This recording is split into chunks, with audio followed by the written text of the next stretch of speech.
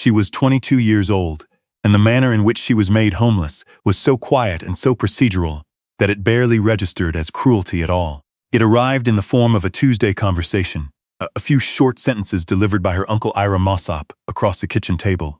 And when it was over, there was nothing left to say and nowhere to appeal. She owned 3 dresses, a wool coat that had once been her mother's, a canvas sack of hand tools wrapped in oiled leather, and $41 she had saved carefully over 3 years of unacknowledged work. Her name was Imogen Vetch, and by any reasonable measure, she was entirely alone in the world. But she carried one other thing with her when she walked out of her uncle's house that morning, and it was not something most people would have thought worth keeping. It was a small iron caliper, its legs worn smooth at the joints, its hinge still holding true after decades of use. It had belonged to a millwright named Nathaniel Cray. Before he died, he had folded her hands around it and told her not to let it go. She hadn't, not yet. Let us tell you her story. Pull up a chair and settle in. And let us know in the comments where you're listening from tonight. Imogen's mother, Rosemary Vetch, had been a quiet, capable woman who took in mending and sold preserves from the small house they rented at the edge of Cairnwell, a market town in the limestone country of southern Ontario. It was modest work, carefully done, and it kept them steady for most of Imogen's childhood. Steady enough that there was always porridge in the morning and a fire in the evening, which was more than some could say. What there was not ever was much margin for what went wrong. So when Rosemary fell ill in the autumn of Imogen's 20th year and did not recover, the margin disappeared entirely. Nathaniel Cray had come into their lives 6 years before that, when Imogen was 14. He was a traveling millwright, a man who repaired and built the grist mills that dotted the rural townships, the stone and timber structures that ground the grain the farms could not process themselves. He was somewhere in his 60s, spare and deliberate in the way of men who had spent a lifetime working with precision, and he had rented a room from Rosemary for 2 winters, while he worked on a mill restoration 12 miles north. He was not a talkative man, but he was an instructive one. He noticed, with the quiet attention of someone trained to observe how things fit together, that Imogen watched everything. She watched how he arranged his tools, how he measured twice before cutting once, how he moved through a problem by touching it from different angles until the solution became apparent. One evening he set a broken wheel, spoke on the kitchen table, and asked her to look at it, to tell him where the stress had originated before the break. She studied it for a long time without speaking. Then she pointed to a place 2 inches from the fracture, a small compression mark in the wood grain. He looked at her and gave a single slow nod. After that, he began to teach her in earnest. Over 2 winters, Nathaniel Cray taught Imogen how to read a millstone for wear, how to calculate the pitch of a water wheel for maximum efficiency, how to assess whether a mill race had sufficient fall, how to replace a gear shaft without pulling the whole mechanism apart. He taught her to listen, to put her hand against a timber and feel the vibration of the machinery above, and know, from that vibration alone, whether something was off balance or running true. He taught her that almost everything could be fixed if you were willing to understand it first. When he left after the 2nd winter, he packed his bag carefully as always. At the door, he handed her the iron caliper. "You've a better eye than most men I've worked alongside," he said plainly. And that was all. She heard, 2 years later, that he had died peacefully in the village of Elton Mills, with no family to his name. She thought of him often after that, in the particular way you think of someone who gave you a part of yourself you didn't know you were missing. Her mother's death, when it came quickly. There were 6 months of gradual weakening, and then 3 weeks of very little at all. At the end of it, Imogen was 20, owned the contents of a rented house, and had no clear path forward. Her mother's older brother, Ira Mossop, ran a dry goods store in the nearby town of Harwick. He sent a letter. He said, in the careful language of a man who measured generosity against cost, that she was welcome to come and stay while she sorted herself out. She came. She sorted nothing out, because there was nothing to sort, only surviving, which is different. She worked in Ira Mossop's store from opening to closing 6 days a week, kept the inventory, managed the account books, and ran the counter when he was occupied elsewhere. His wife, Luella Mossop, oversaw the household with the same brisk efficiency she applied to everything else. Imogen was not treated unkindly. She was simply not regarded. She was a useful fixture, like a reliable shelf. For 2 years she worked. In the evenings she took on small repair jobs for neighbors, sharpening tools, fixing a cracked wheel rim for the farrier down the road, rehanging a garden gate that had gone crooked on its post. She kept every cent of it separate, in a tobacco tin tucked beneath Nathaniel Cray's tools in her canvas bag. By the end of the second year, that tin held $41. The conversation that ended her time at Ira Mossop's came without warning. It was a Tuesday morning in early spring. He called her from the stockroom into the kitchen, where he sat at the table with a cup of tea he did not offer to share. He told her that his son, Cyril, away in Hamilton these past 3 years, was coming home. Cyril would take over the store management. There would no longer be a need for her assistance. He set an envelope on the table between them. He had, he explained, spoken with Luella, and they agreed that $30 was a fair accounting for the room and board she had received, balanced against the work she had contributed. He was not dismissing her unkindly, he said. He was simply tidying things up. Imogen looked at the envelope. She looked at him. She did not argue, because she had understood by that point the architecture of generosity that is not generosity at all. She took the envelope. She said thank you, not because she felt it, but because it cost her nothing and confused him slightly, which she found quietly satisfying. She walked back to her small room, packed her canvas bag, and was on the road before the morning had fully decided what kind of day it meant to be. She had $71, 30 from the envelope, 41 from the tobacco tin. She had her mother's coat, her tools, Nathaniel Cray's caliper, and she had, at some point in the last several hours, made up her mind about what came next. She walked south toward Pemberton Mills, the nearest town, with a proper land registry office. It was a day's walk on a road, still soft from the spring thaw, and she made it in steady stages, stopping once to eat a piece of bread she had wrapped in cloth before leaving. The road ran alongside Alder Creek for much of its length, a narrow, quick-moving waterway threading through stands of white birch and silver maple, its banks carrying the last gray remnants of winter snow. She had walked this road before and had never paid the creek particular attention. She paid attention to it now. She had learned from Nathaniel Cray to pay attention to water. The land registry office in Pemberton Mills occupied the back of the municipal building, a low-ceilinged room with the particular smell of paper that has been damp and dried many times over. The clerk behind the counter was a man of late middle age who regarded her with the kind of mild, automatic dismissal that some men extend toward women who arrive without accompaniment. He looked at her carefully packed bag and her mother's coat and made a small, accurate calculation about her circumstances. She told him she was looking to purchase properties, something small, with a structure, in the Alder Creek watershed. He raised an eyebrow. He said that properties with standing structures in that range started well above what someone in her position might reasonably expect to manage. He said this with the unhurried confidence of a man delivering a service. She did not lay her money on the counter. She asked, instead, what was available and at what prices, and she waited while he sorted through his ledger with the air of someone obliging a mild inconvenience. There were 2 properties.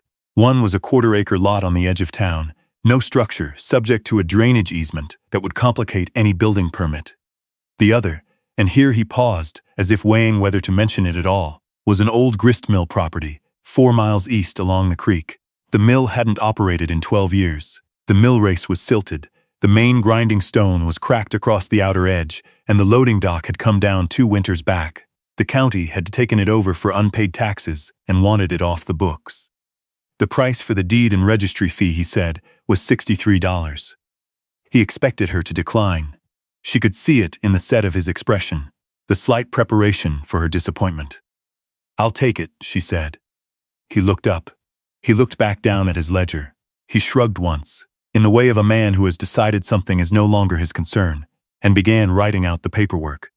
She walked out of the municipal building with $8 in her coat pocket and a deed, folded in quarters, for a 12-acre parcel on Alder Creek containing 1 derelict grist mill, 1 collapsed loading dock, and 1 millstone that the clerk considered broken. She bought a bag of oats, dried beans, and a stub of candle from the general store, turned east, and walked toward the creek. She found the mill as the afternoon light was beginning to angle low through the trees. It stood at a bend where the water slowed, its limestone foundation gray and solid, its timber frame weathered to the color of old barn board. The loading dock had come down as promised. Its timbers lay in a heap against the far wall, and the mill door hung open on 1 hinge, swinging slightly in the wind off the water. Inside, dark, damp-smelling, the floor gritty with old grain dust, and the droppings of creatures that had wintered there. But the walls were sound. She could see that immediately. The foundation had not moved. The main timbers were dark with age but not rotted through, and the mill race, the stone channel that had once directed the creek's flow to turn the wheel, was there, choked with debris but intact beneath it. She set her bag down inside the doorway. In the dimming light, a small gray dog appeared from somewhere beneath the wreckage of the loading dock. It was a compact, scruffy creature with one ear that stood up and one that folded over at the tip, and it regarded her from a cautious distance with eyes the color of creek water in November. It did not approach. It did not leave. She set a small handful of oats near the doorframe and said nothing to it. When she checked in the morning, the oats were gone, and the dog was asleep across the threshold. She named him Cray. He seemed to accept this without strong feelings either way. The first week was the work of understanding what she had. She walked the mill race from the diversion point down to the wheel housing, probing its depth with a stick, measuring the silt accumulation by hand. The obstruction was real, but not catastrophic. 15 years of leaf matter and sediment, but the stone channel beneath was intact. She checked the millstone and found that what the clerk had called a crack was more precisely a seam, and not through the grinding face but along the outer edge only. With the right tools and someone who understood millstone dressing, it could be salvaged. With the wrong diagnosis, it was scrap. She happened to have the right diagnosis. Nathaniel Cray had taught her that. She cleaned the mill floor first, sweeping 12 years of debris into the light with a broom fashioned from a birch branch. She removed the lower millstone housing cover to inspect the bed beneath, and that was when she noticed something. 2 of the floorboards near the grain chest were the same age and same weathering as the rest, but they did not have the same ring underfoot. She went down on one knee and pressed. They gave slightly, in a way the others did not. She used the claw end of a small hammer from Nathaniel Cray's kit, working it into the seam with patience. The boards came up on the 3rd try. Beneath them was a shallow space, perhaps 8 inches deep, lined with flat stones set in mortar, and nestled inside it, wrapped tightly in 2 layers of oilskin tied with waxed twine, was a rectangular packet about the size of a folded journal. Her hands were steady when she lifted it. Her heartbeat was not. She unwrapped the oilskin at the workbench by the window, where the afternoon light was best. Inside was a waterproof canvas pouch, and inside that, a folded letter, a small brass thimble worn thin at the crown, and a bundle of Dominion of Canada banknotes, bound with a strip of cloth. She would count them later, slowly twice, $340. She set the money aside. She opened the letter. The handwriting was neat and slanted, the hand of someone for whom writing had always been a practiced and deliberate act. To whoever finds this place and decides to stay. My name is Ottavia Nelles. My husband, Peter Nelles, built this mill in 1861 and ran it until his heart gave out in the winter of 1873. After that, I ran it myself for 3 more years. We ground grain for 11 townships, and I knew every farmer by name. I kept good accounts and ran a fair operation. In the spring of 1876, the Merchants' Association in Pemberton Mills began directing farmers to the new steam mill on the South Road. They made it difficult for anyone doing business with me to obtain credit at the bank. One of the members filed a complaint with the county about the mill race diversion rights that had never been disputed in 15 years. I fought it as long as I was able. Then I was not able. I am not writing this to complain. I am writing it because I want whoever finds this to understand the shape of what was done here, so they can decide whether they want to try again with open eyes. The mill is sound. The creek has not changed. What stopped this mill was not the water or the stone. It was people, and people change. I hid this money because I had no one left to give it to. Peter and I had one daughter who married and moved west in 1871. I wrote to her twice after I lost the mill. I do not think the letters arrived. I am going to live with my sister in Guelph. I do not expect to come back to this valley. If you follow the creek upstream for 3 miles, past the Twin Cedars where the bank narrows, you will come to a place where the valley widens unexpectedly. There is a community there, 12 families or more by now. They have been there since before this mill was built, and they have had very good reasons to keep to themselves. If you approach honestly and without presumption, they will understand what you are. Tell them Ottavia sent you. That will be enough. Use the money for the mill if you are able. Use it for yourself if you must. Either way, use it to build something they cannot simply take from you again. The cedar berm at the diversion point needs clearing before anything else. Take care of the creek. It does its part faithfully, and always has. Yours in hope, Ottavia Nelles, 1876. Imogen read the letter twice. The second time she went slower. She was not a woman who cried easily. She had not cried when her mother died, though she had sat very still for a very long time. But something in Ottavia Nelles's plain, patient sentences made her throat tighten in a way she did not try to stop. Here was a woman who had built a thing and had it dismantled by the assembled weight of people who resented her competence. Here was a woman who had nevertheless, in the act of leaving, thought forward. Not backward in bitterness, not sideways in self-pity. Forward, toward a stranger she would never meet, with $340 and a lifetime's worth of careful knowledge. She set the letter on the workbench. She set the brass thimble beside it. Cray had come to the doorway at some point during the reading and was sitting there with his fold-over ear, cocked at an angle, watching her with his November eyes. "All right," she said. To the room, to the dog, to Ottavia Nelles. She was not entirely sure which. "All right then." In the morning, she walked back to Pemberton Mills. Not to the land registry office. To the hardware merchant on Mill Street, where she bought what she needed with the deliberate economy of someone who had made a list in her head the night before and had no intention of being distracted from it. A pry bar, 2 draw-knife blades, a hand drill, 3 boxes of cut nails, a coil of good rope, a square of window glass and the compound to set it, 2 bags of Portland cement, a used but serviceable wooden wheelbarrow from the yard out back, which she talked the merchant down on by $4.50 without raising her voice. For transport, she found a man named Tobias Ketch at the livery, a retired farm hauler who made extra money moving goods for people who needed it. He was a large, unhurried man who said very little and charged a fair rate. He looked at her supply list and the address she had written for the mill property and said nothing discouraging. He said he would be ready at first light.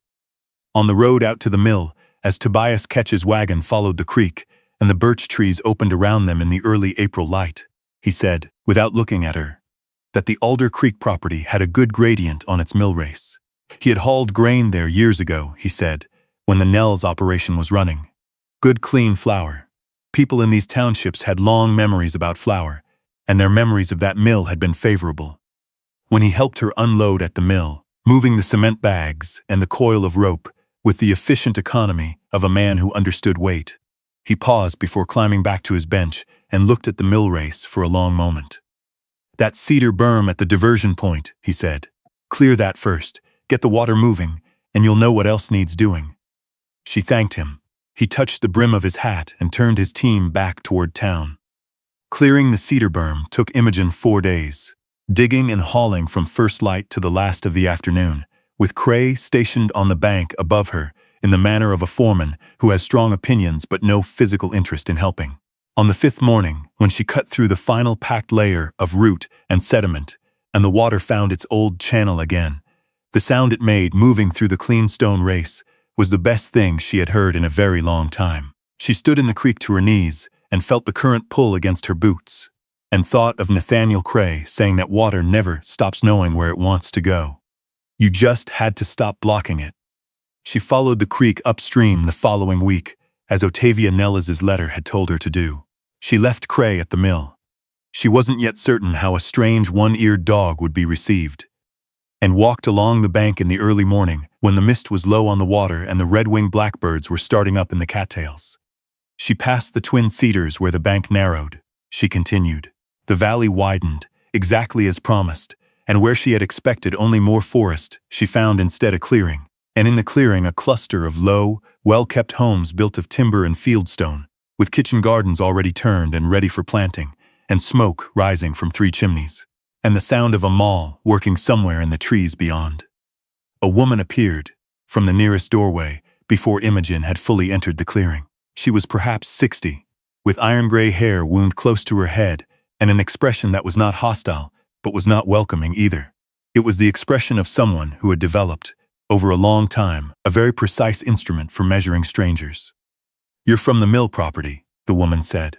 It was not a question. "I've purchased it, yes," Imogen said. "My name is Imogen Vetch. I was cleaning the floorboards and found a letter from a woman named Ottavia Nelles. She told me to follow the creek and say that she sent me." There was a pause. Something shifted in the woman's face, Not softening exactly, but a change in quality, the way light moves across stone. "I am Josephine Harrow," she said. "Ottavia Nelles was a good neighbor to this community for many years." She studied Imogen for another moment, the way you study a thing you want to understand fully before you commit to it. "Come in, then. There is tea." The community in the valley had no official name, though the families who lived there called the place Heron Hollow among themselves. They were the descendants of black loyalist settlers who had arrived in Upper Canada in the 1790s, with promises of land grants that were granted and then quietly revoked. Reassigned, lost in the machinery of a new colony that had not yet decided what it actually owed to the people who had fought for it. Rather than pursue a legal battle they could not afford against a system designed to exhaust them, their grandparents had moved up the creek into a valley nobody else wanted and built a life there, on ground that was not officially theirs, but that no one else would come to claim. They had been there 3 generations. They had built something that lasted. They had known Ottavia Nelles. She had ground their grain at a fair rate and never asked questions about their circumstances that were not hers to ask. Her loss of the mill had been for them a quiet practical hardship on top of others they had long since learned to absorb. Josephine Harrow poured tea and listened to Imogen's account of the mill. Not the money, not at first, but the condition of the building, the state of the mill race, what she believed could be restored. Josephine listened without interruption. Imogen recognized that as a form of serious attention. "My brother-in-law, Marcus Harrow, worked as a millwright's apprentice in his younger days," Josephine said when she had finished. "He hasn't had occasion to use that knowledge in some time. He might welcome the opportunity." It was not an offer. It was a door left open. Imogen understood the difference. "I would be glad of any counsel," she said, "and I would pay fairly for any work done." Josephine looked at her steadily over her cup. "Come back when the berm is cleared," she said. "We'll see what there is to discuss." Marcus Harrow came the week after that. He was a quiet, rangy man who moved carefully and said little and understood a great deal. When he looked at the cracked millstone, he turned it by hand, measured the seam with his eye and then with a straight edge, and said it could be dressed. It would take time and careful work, he said, but it could be dressed. He didn't say he would do it, but he came back the next morning with his tools and did not leave until the work was finished. The mill opened for grinding in late summer. Imogen had sent word through Tobias Ketch, who, she had come to understand, was a careful and trustworthy carrier of information, that the Alder Creek mill was operating again. The first farmers who came were cautious and comparative. They watched her work with the detached assessment of people who had been disappointed before. The flour that came off the dressed stone was clean and consistent, and the rate she charged was fair. Word moved the way it does in townships where people have long memories, slowly, and then all at once. She was not rich. She would not be rich for a long time, if ever. But by the first frost, she had enough to lay in fuel for the winter, to rebuild the loading dock properly, with seasoned timber, to pay Marcus Harrow a fair wage for 6 weeks of skilled labor, and to send a basket of good flour and a jar of preserved plums down to Josephine Harrow's household, which was received without comment, and with what Imogen had come by now to recognize as Josephine's particular version of warmth. The people of Heron Hollow taught her which plants along the creek bank were edible and which were not, how to read the seasonal flooding patterns, how to mix the local clay into a durable plaster for the interior walls. In return, she carried what they needed from Pemberton Mills, quietly, on Tobias Ketch's wagon or on her own back, without asking them to come into a town that had not historically been hospitable to them. It was a small thing, but it was a reliable thing, and reliability, she had come to understand, was its own form of respect. Cray had taken to sleeping across the mill doorstep at night, which solved, without discussion, the problem of the mice who had considered the grain chest their personal larder. In the evenings, when the light failed and Alder Creek could be heard through the mill walls, steady, unhurried, going where it meant to go, Imogen sat at the small table she had built from salvaged loading dock timber and looked at the 2 things she kept on it in the lamplight. One was Nathaniel Cray's iron caliper, its joints worn smooth and its hinge still holding true.